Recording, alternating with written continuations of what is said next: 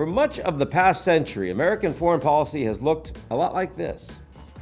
Go ahead. Make my day. Uncle Sam is a young Clint Eastwood, a hard-boiled, squinty-eyed global policeman, staring down his adversaries, just daring them to make America's day. Sure, that dare didn't always pay off, see Vietnam or Iraq or Afghanistan, but American presidents, from FDR to Ronald Reagan to Barack Obama, made it their mission to solve the world's problems.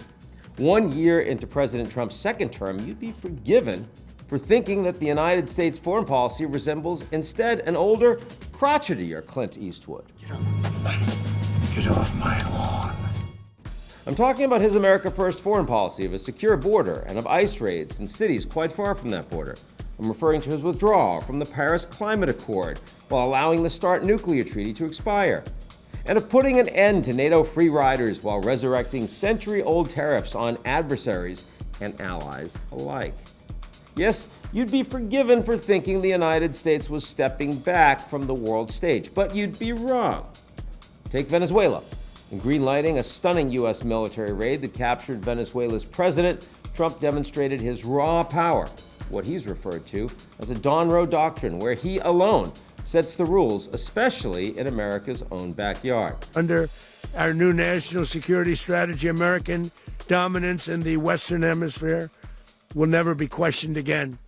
Won't happen. President Trump is trying to replace 80-plus years of a rules-based order with the law of the jungle, and with the U.S. of A. at the top of that food chain. Far from stepping back, President Trump is digging in. And make no mistake, America's allies are getting the message.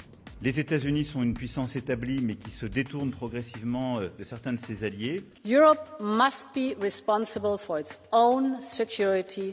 This is not longer an option.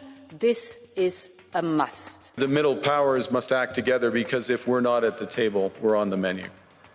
You know who else is listening? America's adversaries. China's President Xi, whose country depends on free trade and economic stability, has become all too happy to broker new trade deals that exclude the United States.